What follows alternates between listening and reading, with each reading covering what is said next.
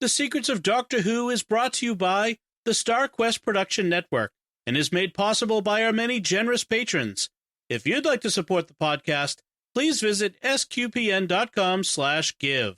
You're listening to The Secrets of Doctor Who, episode 237.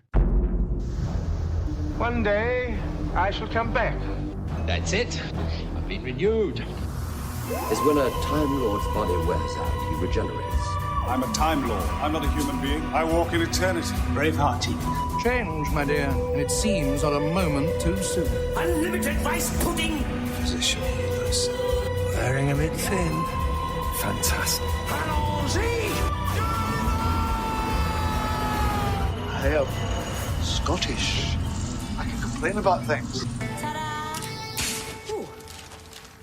Should be fine. Hi, I'm Dom Bettinelli, and you're listening to The Secrets of Doctor Who, where we discuss everything about the hit BBC series, Doctor Who, and today we're discussing the Fifth Doctor story, Snakedance. And joining me today on the panel are Father Cory Stika. Hi, Father Cory. How's it going, Dom? Very well, thanks. And Jimmy Aiken. Hi, Jimmy. Howdy, Dom. Folks, remember to join the StarQuest fan club by texting StarQuest to 66866. That's right, send StarQuest to 66866, and then you'll follow the directions and be part of the new StarQuest, the continuing StarQuest fan club. It's just a new way of joining it. Sorry, I keep calling it new, but it's not new. It's actually been around a while.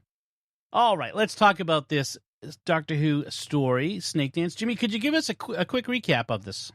Last season on Doctor Who, Tegan became possessed by a psychic snake monster thing called the Mara, but it was driven out of her and killed, or so everyone thought. Turns out, this season, that the Mara is still in Tegan's subconscious and begins to reassert itself, finally taking full possession of her. It wants to get to the planet Menusa, where it was defeated 500 years ago, so that it can take physical form again and fulfill its dreams of conquest. It thus manipulates the TARDIS crew into going to Menusa, where they're about to have a once-in-a-decade ceremony that reenacts the defeat of the Mara. Only this time, the Mara arranges for a great crystal that focuses mental energy to be used in the ceremony, allowing it to tap into everyone's fear and assume physical form again. Fortunately, the Doctor is helped by a Menusan sage who has spent years purifying his mind to fight the Mara when it reappears. Together, he and the Doctor do mental battle with the evil snake thing, freeing Tegan and allegedly destroying the Mara forever again. Allegedly. That's a good recap. Well, that's what the Doctor says, but he said that last time, too. Yep. Right. Exactly. Although the Mara has never returned in... not in TV, but in spin-off media, of course it has. Mm-hmm. Okay, of course. So, a couple interesting things in there, and we could bring these up as we go along.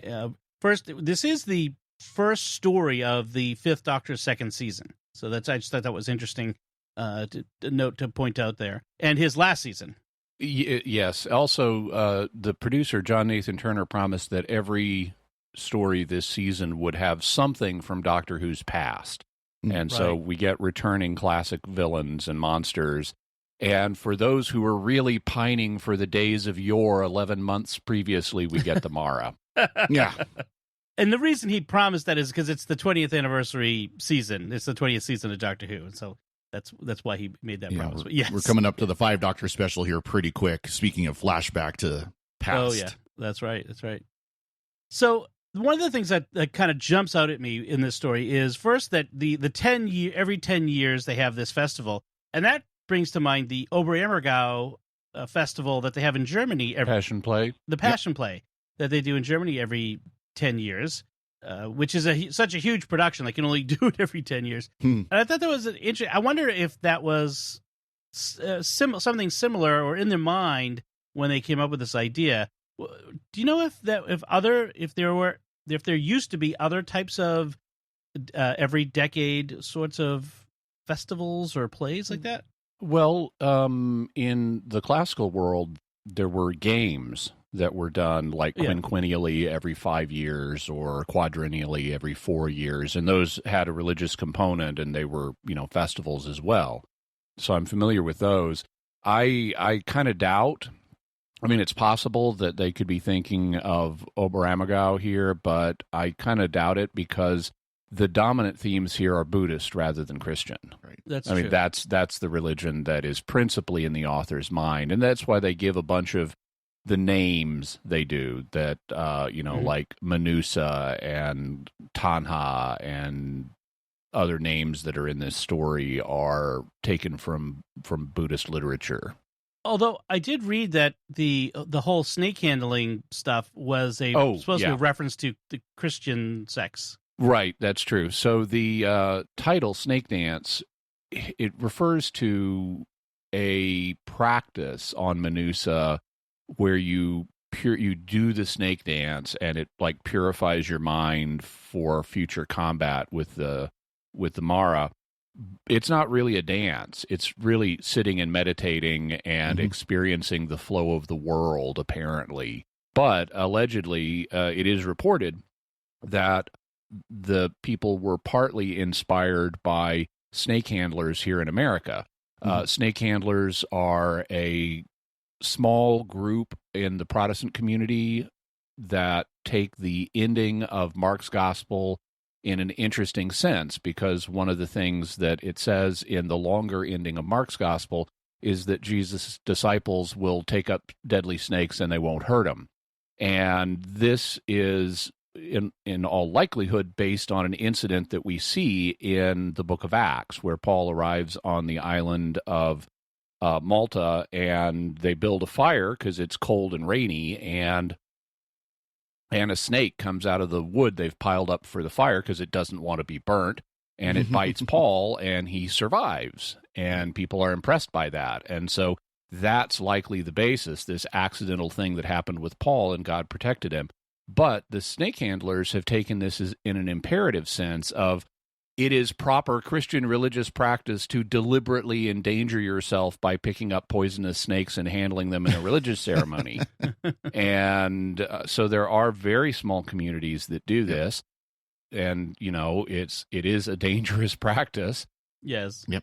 And partly the inspiration for the snake dance. In fact, we're told at one point that the snake dancers do pick up snakes as part of their religious ceremonies. And we do actually see the snake dancer sage pick up a snake and allow it to bite him. And then he has the doctor pick it up, and the doctor allows it to bite him. And then by their super mystical mojo, they're able to survive the poison. But the authors either didn't know or didn't remember a lot about the snake handlers because they said they were in Arizona, and really they're in Appalachia for the most part. And and unfortunately, sometimes these snake handler churches, their pastors find out their faith isn't as strong as they thought it was because they end up dead. Yes, that's unfortunate. Yeah. So very interesting, though, the snake symbology in our culture, as crosses cultures. I mean, as human beings, I think everywhere we're generally afraid of snakes. Snakes are generally, especially poisonous snakes, have been bad for us throughout history. Anyone who's ever worked with wood in a wood pile knows you don't just stick your hand in willy-nilly, as Paul learned. It's in our genetics. Even chimpanzees that have never seen a snake will react negatively to seeing a snake. Right. Our ancient enemy. So it's interesting to see it here and kind of expanded. And this idea, so often, in fact, there's a lot of in sci-fi creatures that are lizard-like or snake-like that elicit basic responses. That in spiders, like Martin Clunes. Right. Yeah. Martin Clunes plays Lon, the young man who's sort of at the center of things here, the major guest star, Martin Clunes goes on to have a major career. He is a major actor in Britain, and I was reading how he's constantly being tweaked and teased about his outrageous costumes that they made him wear in this, which was his first television debut. I mean, this was his first acting job. I read it might not have been his first television debut, but this was his first major role, anyways, where he had like a small part in one of like the night at the movies or okay. something like that. With IMDb BBC listed this does. as first, but yeah, okay. Yeah, he had like apparently a smaller role, but this is his first major one, and he gets to play this Lon character who's the son of the Federator. Mm-hmm. So he's a high person in Venusian society. And he is a young man who is moody, arrogant, pouty, bored, condescending, and a wastrel. And so he is almost an entirely unsympathetic character. He looks weird. There's just something about him that looks weird. Yeah. And then he wears these weird costumes. I don't think it's all down to the costumes. I think it's down to the way he acts and the fact he looks weird at this age in this role, the way they've made him up, and he's wearing the weird costumes, which do, by the end, I mean, I'd read about the costume thing, and I'm going, okay, he's in this kind of bathrobe costume early on, and then they put him in, which looks weird, and then they put him in a sort of more adult, it's reminiscent of the past, but not any actual Earth culture, but a more adult costume rather than the bathrobe costume. And that's actually better to my mind. That's not that bad. But then at the end, when he takes part in the ceremony, it's the most ridiculous costume ever on Doctor Who. I mean, wow. Yeah, it looks like a little child's romper or something. Yeah, I mean, the helmet kind of sort of remind me of the stereotypical Aztec type helmet that you've seen pictures of, the ceremonial helmet. But yeah, the actual sad part, I've seen, mass vestments that look very similar to that. But that's another story for a different topic, whether or not they should look like that. But yeah, it was very odd, to say the least. I thought the helmet looked a lot like something you might seen Joan Crawford wear in her later days. It was like a head wrap. It was, and I think he did a pretty good job as far as a guest character. I think it was a pretty interesting character. He played the spoiled. He played the spoiled brat really, really well, because that's really what he was. He was, the son of the leader of the Federation, and so of course he had all the, he had everything handed to him on a silver platter. It's a bit of a stereotype, but yeah, which is fine. It's interesting. Venusian society it's regressed, right? It's on another planet, so obviously it's from after when humans have moved out into space with that technology. Oh, I don't know that they're humans. They may be. They look human, but on Doctor Who, looking human doesn't mean you are. Right. They don't even do the Star Trek head bump necessarily. But they certainly don't have high technology. They're more of it's reminiscent, I guess, like of Middle Eastern countries around 500, 600 years ago, at least. That sort with lashings of the Renaissance and things like that. Yeah, bits like that. I did like in the design. So this is a pretty interesting culture that they've thought up, and the visual design of the culture is interesting. The customs of the culture are interesting because they have all these customs that are connected with the ceremony that they're doing. They're called demons, but they're these people in costume who leap out and play pranks on you, and when they prank you, you have to give them a coin. Right. And that's an interesting cultural detail. Also, I don't know. I mean, I don't know that I'd characterize this society as technologically regressed, because they do rule an empire that contains 3 planets. Oh, right. And so they have that. Also, they have these candlestick holders that are very interesting that you can buy in the market. We see a lot of the market in this. And there's a lot going on in the market, but that one of the things they have there, and we also see them later, is these candlestick holders. They look wooden, and they have this ascending spiral thing that wraps around what would be the candlestick, and that may be meant subconsciously to hook into the snake imagery in the show. Yeah. But instead of a candle, they put a glow stick in them. Right. And that's kind of neat. Right. To see like a glow stick holder. Also, they have these in the market. They have these businesses. One of them's a fortune teller. Another is a fun house with funhouse mirrors. And they both have these curtains that are shiny and look like they're made of little discs. But these curtains in the doorways, and whenever anyone walks through one, there's this electronic wind chime effect that is clearly not being made by the things, and that implies it's some kind of technology. But every time anyone goes in or out one of these curtains, we hear the wind chime effect. Okay. Well, I think they also said that this wasn't the headquarters planet for the Federation, but they were there. The reason why this lawn was there was for this celebration, and that's also why some of the other things were going on there in the market square, which did very much look like kind of a traditional Middle Eastern. Even to this day, if you go to a market square in the Middle East, it looks very similar to what you see there. Right. I guess I was thrown when at one point Nyssa is reading from this very large reference book about the planet that they're headed to, and that was in the TARDIS. That's the TARDIS. No, but she was reading from it, and it said their economy is subsistence agriculture and so tourism. Tourism. So I guess that's what threw me on that. So I do like there was a right at the very beginning, Tegan comes out into the control room of the TARDIS, and she's dressed very differently from her usual costume. Nyssa. She's got this new Nyssa. Sorry, Nyssa. I'm gonna keep them straight. Nyssa's dressed differently, and I like that. This is funny that the Doctor Who is just so absent-minded. It's a trait that we always see, and she's like, "Well, what do you think?" And he's like, "I think we're in trouble because no." She's like, "What do you think of my outfit?" And I just thought that was a little funny. Except different. She never says it's her outfit. Right. He eventually says, "You look different," and then he moves on.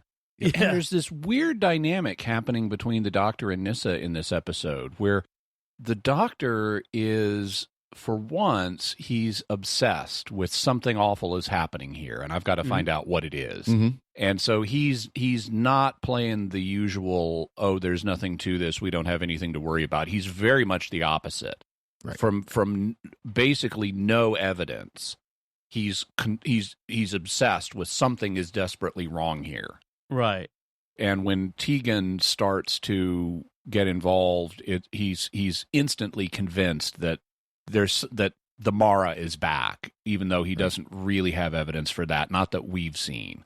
So that's kind of that obsession of his, which is needed, which is I don't know. I should say it's needed, but it's functioning to get the plot moving.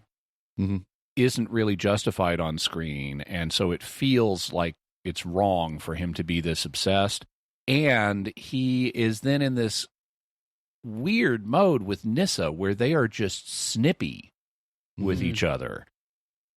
I mean, she is mad at him apparently for not noticing and complimenting her new costume.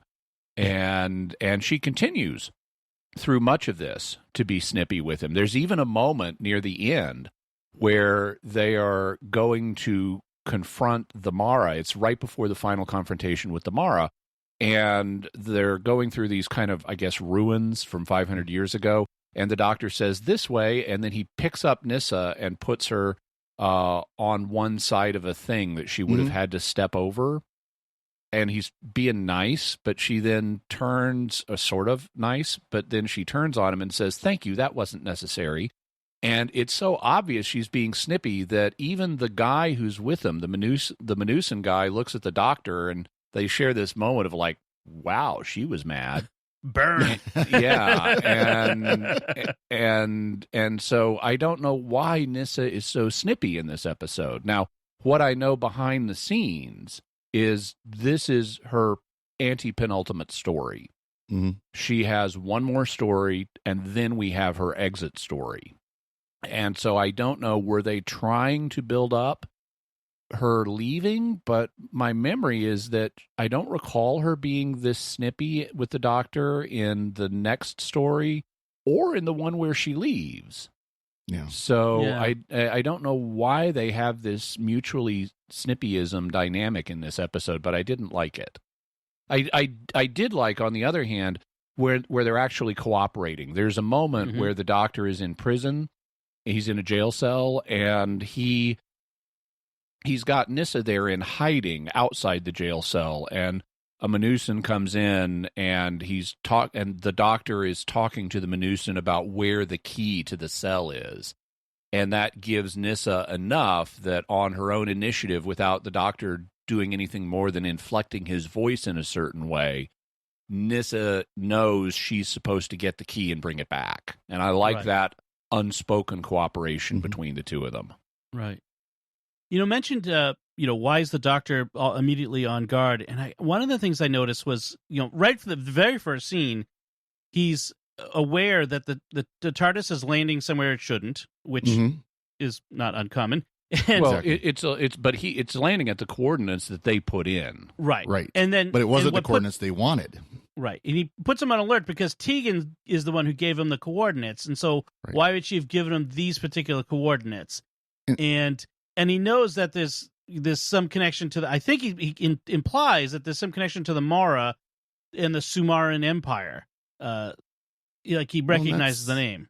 And that's something that I, like you said, Jimmy, they don't really say it in plot, but they could have fixed so easily. Just have the doctor say to Nissus, I've been worried about Tegan, or I've been concerned about this, that something's going on, and this is kind of fulfilling my worries. I didn't say anything because it was just kind of they could have fixed it with 2 or 3 lines written much easier than I did off the top of my head.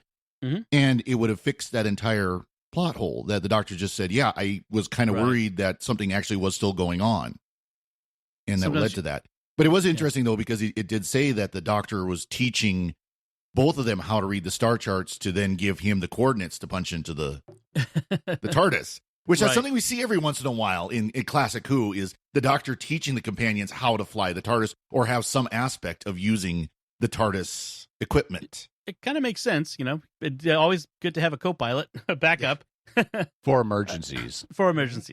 So the doctor, he ends up hypnotizing Tegan because she's having these nightmares, and that's where he realizes the Mara is trying to take control of her again, and gives her this device, basically a transistor radio that she hangs around her neck. And it alters her perception of things. She's like got these binaural beats from the Monroe Institute going on that thing. Well, and I love the Apple, the classic Apple AirPod mark is 0.01. In other words, old 1980s earbuds. Yes. Where it's like as big as the ear, but it sticks in. Also, I like how when she's the doctor is able to completely cut her off from outside sound when she's got one earbud in, not two. They end up encountering the son of the Federator, Lon, and his mother, and the director of the institute that, among other things, I gather, studies the Mara. But as a historical artifact. It's an archaeological institute of some kind that preserves relics from 500 years ago. And he's totally dismissive of the myth that the Mara will return, which is a folk legend that those primitive snake dancers are all into. Yes. Yeah. I like that he dismisses the doctor as just another crackpot with a theory about the Mara being real. And it's funny. And then but the best part was when he's like, for instance, look at this artifact, and it's it's a mask of the 5 faces of delusion. Six faces. Six faces of delusion, but there's only 5. And the doctor says, so you put it on like that, right? And then he puts it on, and he says 1, 2, 3, 4, 5, and your face makes 6 face of delusion, which is awesome. It is awesome, but then they don't pay it off. That they needed to have the 6 faces of delusion play a part in the ceremony. Right. And they don't. They just leave it in his office. Well, it was meant to make the director look less than reputable. That he did. Yeah. He thought he knew everything, but he didn't know anything at all. Merely putting on the headdress with the 5 faces would make him look less than reputable, but especially pointing out that actually the name makes sense once you put the thing on. Exactly. Does so as well. I wanted to comment, by the way, on Tegan's role in this story, because she gets to be more than a mouth on legs in this story. She's not just shouty and things like that. We get to see her being afraid. We get to see her being confused. We get to see her being torn between, her normal personality and the Mara personality. And then we get to see her being the Mara. And so I was interested in the first 2 parts to watch that dynamic play out and, see how the actress is doing with those different modes. And I thought she did quite well with them. Unfortunately, the Mara takes complete control by the end of episode 2, and we don't have Tegan back until the final scene. So we've got lots of her. When we get to see Tegan, lots of it is just her in the Mara persona. But I like the material that precedes that, where she's moving back and forth and having to deal with this situation as this suppressed personality and her subconscious is emerging. Yeah, Janet Fielding's gotten a lot of good work to do in the last few stories. The ones that was set in Amsterdam with Omega, and in this one, and I feel like they're giving her more. Frankly, more than Nyssa gets to do. Nyssa doesn't get a lot. Well, and that's Nyssa has been termed by some the best character, the best companion that no one knew what to do with. Right. Because Nyssa, when they're not artificially putting them in this snippy mode, Nyssa and the Fifth Doctor really click. Yeah. Mm-hmm. And Peter Davison has said of all the companions from his time, Nyssa is the one that he jibed with the most, that he thought fit his Doctor's persona the most. And that's led to, and I'm blanking on her name now, but that's led to Nyssa being one of the most heard companions on Big Finish. Because of how much Peter Davison enjoys working with that character. Sure. Sarah Sutton. The actress, Sarah Sutton, yeah. And they were trying, I guess, to shake things up a little bit here. You know, she had been in this royal Traken costume that was basically like, it looked like crushed burgundy velvet or something. Mm-hmm. Yeah. But it spoke to her upper class status on Traken, as does her accent, which is very upper crusty. Right. But they then, in this season, she changes costume every episode. And in the final episode, famously ends up taking off almost all of it. Oh. But they maybe were trying to shake her up, but they apparently felt that they wanted they didn't know what to do with the character. They wanted to bring in someone that they had a plot for. Mm-hmm. And so they end up having Nyssa leave, even though Peter Davison didn't want it. Sarah Sutton didn't want it. They wrote her out of the show, and they're going to bring in the new companion, Turlo, who, at least for 3 stories, it very definitely has a character arc. Yeah. Okay. Yeah. Interesting. But they kept Tegan. Yeah. And Sarah Sutton had a long run. I mean, she ran all the way from the 4th Doctor's era. So, Right. I mean, Yeah. she had a pretty good, she was most of Peter Davidson's run anyways. And you know, going back to Nyssa, Tegan, you know, I like that. I will say I like this better than Kinda. You know, Kinda was the first episode. Yeah. You know, and this is kind of a sequel to that. I like this one better because you get to see Tegan be more of a character, that character arc, and you get to see evil Tegan, and she's pretty devious and evil, and it was kind of fun to see. By the way, I noticed, because the story that, you know, the Mara previously featured in was called Kinda, which was actually the name of a people that lived on the planet Devaloka, and other Buddhist names. Mm-hmm. The name of the story would be what would be familiar to the audience. And so unnaturally in the script, multiple times, multiple characters, including the Doctor, refer to the Kinda world. Instead of calling it, you remember back when we were on Devaloka? Right. Yeah. You know, they mentioned once that it was called Devaloka, but every other reference to it is the Kinda world. And it's like, come on, Doctor, you don't normally refer to Earth as the human world. I mean, it has a proper name itself. Right. I would argue, I mean, I'd say that, you know, that would be kind of our human nature anyways. You know, we don't, you know, we were talking about Star Trek. We don't usually talk about Kronos. We talk about the Klingon homeworld. Oh, we did before it had the name Kronos. I guess now it depends on the fan. I would tend to say Kronos more. But, you know, it's, I think most people will identify to the race that comes from the planet versus the name of the planet. If they're going to be, you know, and of course, this is all theoretical as what we'll do in real life, because we haven't met people from another planet as far as we know, and officially the government has told us. It depends on when this episode comes out and whether the UFO report has come out of the Pentagon. So it's interesting talking about Tegan becoming possessed. So in the Funhouse, which is interesting. I like the Funhouse showman, by the way, too. Mm-hmm. There's a Barker whose job it is to get people into the Funhouse, and he has he has an interesting role in the story as well. He once he realizes that Tegan can talk to mirrors and sound spooky, he wants to make her part of the act. Right. Not realizing. Now, they don't mention his name in the script, but it's Dugdale is his name, and he was played by Brian Miller, who was Elizabeth Slaton's husband. Oh, really? Oh, yeah. Wow, interesting. So he was the Doctor Who. Another Doctor Who connection there. Yeah. Yeah. So does the Mara possess Lon and Dugdale, or does it just possess Tegan? Well, it's in full possession of Tegan, but it is oppressing Lon and Dugdale and a few other people. Right. And you can tell because their faces start to turn red, and they may get a snake tattoo thing on their arm, and they swish red food coloring around in their mouth so their teeth look funny. But the only person the Mara actually speaks through is Tegan. Right. Okay. And so it's the seat of the personality, and the others are just being influenced by it. Right. Because I was wondering how much of Lon being a jerk and evil is Lon, and how much is the Mara? How responsible he is. Yeah. In Lon's case, they imply, it's rather subtle, but they imply that Lon is uniquely vulnerable to influence by the Mara because of his native dispositions.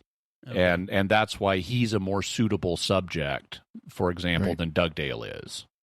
Right. Okay. And there is the point when Dugdale is being basically hypnotized by the Mara, where it's clear the two of them are speaking together. Lon and Tegan are kind of speaking together because the voice changes from Tegan's to Lon's as they're, look at me. Do you think I'm going to hurt you?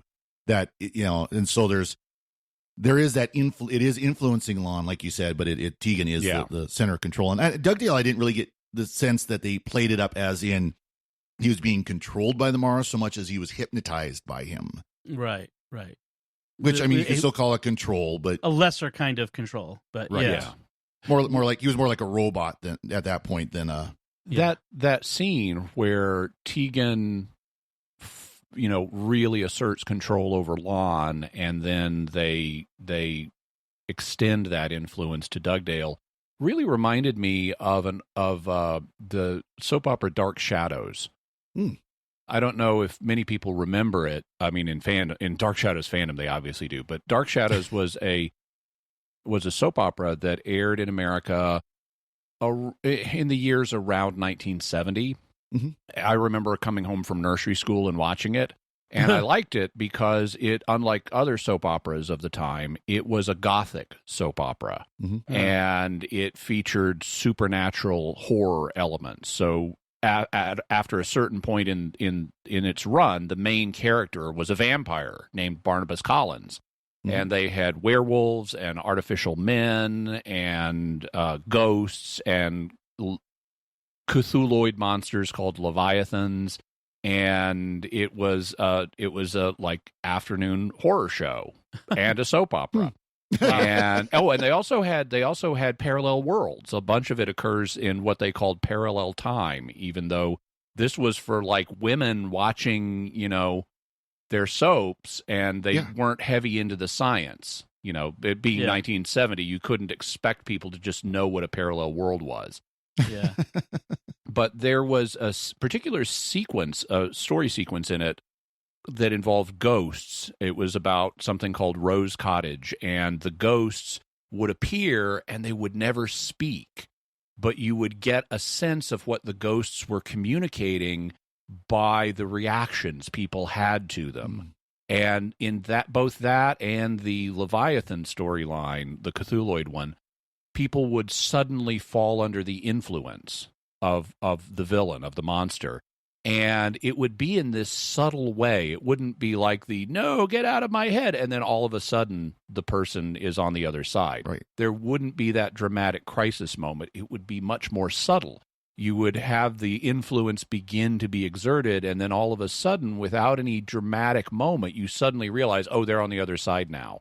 And that reminded me very much of how the Mara is operating in this, because you don't have this, oh, get out of my head moment with any of these people. It's like the influence extends subtly, and then all of a sudden you realize, hey, they're on the other side now. Right. Right. Tegan, there was a little bit of her fighting it kind of at the beginning there, but but it wasn't like this massive screaming and raking at her hair or anything like that, like you usually see in these kind of scenes. It was much more subtle. That's true. So the Mara needs this great crystal in order to focus the minds of people to make himself manifest in the ceremony in the cave, the snake cave. It needs their fear in particular. Right, Mm-hmm. which is a trope that we see a lot in science fiction, where a creature lives off of the fear of the people. I mean, we saw that in that awful 11th Doctor story, which I've blanked out of my head. Oh, yeah. The Minotaur. The Minotaur one. That which is not to be spoken of. Yeah, the God complex. The God complex, right? Yeah. So the idea of evil creatures living off of fear and it being nutrition for them in a sense is here. But so they have this great crystal, and the director of this archaeological institute has the great crystal, and so the much of the third and fourth episodes are taken up with trying to get him to bring the great crystal to the cave for the ceremony, and we're told the Manusans were once a great civilization, very much advanced over what they are now, and the great crystal was made by them to absorb what was in their minds, but they were filled with restlessness and hatred, and that released the Mara and destroyed them. One ring to rule them all, and in the darkness bind them. Oh. Actually, the reference in my notes for that is Forbidden Planet. Uh-huh. They were building this crystal to have a psychic interface they could do stuff with, and it gave vent to their darker desires and created the Mara. It's like, okay, I've seen Forbidden Planet. Yes, it's the Id monster. Right, Well, right. And of course, this is such a perfect crystal that it had to be human-made, had to be man-made, and it had to be man-made in zero-G and, all this kind of thing. So they've got this zero-G engineering knowledge that they've lost and all this, that it's not a natural crystal. Yep, that's true. And in the end, the Doctor ends up defeating the Mara through the power of the mind and something he calls the still point. We haven't even mentioned, briefly we mentioned the guru in the desert, who is apparently the former director of the Archaeological Institute. Right, yeah. And he was a believer in all this Mara snake oil. And so he went off to prepare for its return by becoming a snake dancer. Okay. Yes. So he's the only one we ever see. We hear about multiple snake dancers, but he's the only one we see. Right. And he's the one who prepares the Doctor to do mental combat with the Mara and to defeat it in the end. There's that really bizarre special effect they do where they have Janet Fielding's face superimposed over this huge puppet Mara's wide open mouth. Yeah, that's creepy. It was very creepy. And then in the final confrontation, the snake dancer, whose name I believe is Dojin, yes, also participates mentally in the battle, even though he's not there physically. Right. And the Mara is defeated forever, quote unquote, except not really. And then nobody dies, which is interesting. Yeah, for once. Yeah. Nobody dies in this one. Stephen Moffat, are you on the script crew here? No? Okay. and that's where we end things. So any other notes about this episode? Any final thoughts, Father Cory? No. Like I said, this is one I enjoyed. I mean, I really did enjoy this one. It was a good story, and for classic Who, it didn't drag quite as bad as some could. But and I definitely think between Kinda and this one, I like this one much better. I agree.